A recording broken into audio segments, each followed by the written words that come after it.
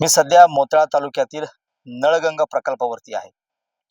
गेल्या काही दिवसापूर्वी हा नळगंगा प्रकल्प 28 ते 30% पर्यंत भरलेला होता. मात्र 2 दिवसामध्ये झालेल्या मुसळधार पावसामुळे आणि या प्रकल्प क्षेत्रामध्ये झालेल्या पावसामुळं हा प्रकल्प आज रोजी 73% भरलाय आणि यामुळं जी काही पाणीपुरवठा योजना या प्रकल्पावरती अवलंबून आहे, त्या पाणीपुरवठा योजनांचा, त्या गावांचा पाणी प्रश्न मिटण्यात जमा आहे. आपण जर पाहिलं तर हा नळगंगा प्रकल्प आहे.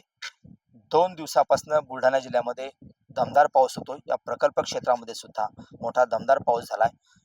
जिल्ह्यातल्या अनेक जी काही छोटी-मोठी धरणं आहेत, ती सुद्धा जवळपास भरल्यागत जमा आहे.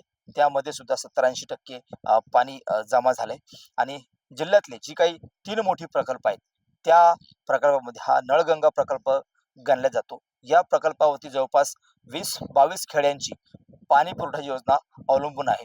मोताळा तालुक्याची सुद्धा म्हणजे मोताळा शहराची सुद्धा पाणी पुरवठा योजना याच नळगंगा प्रकल्पावरती अवलंबून आहे. मागील काही दिवसापूर्वी जर का पाहिलं तर या प्रकल्पामध्ये 28 ते 30% जलसाठा शिल्लक होता.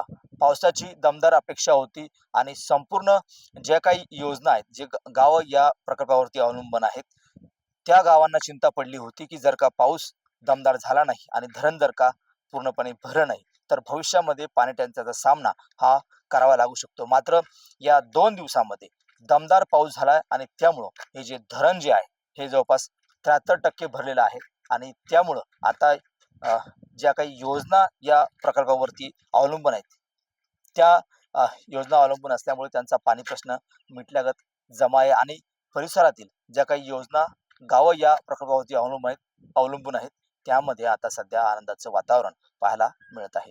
कॅमेरामन निलेश देशमुखसह गणेश सोळंकी, TV9 मराठी, मोताळा, बुलढाणा.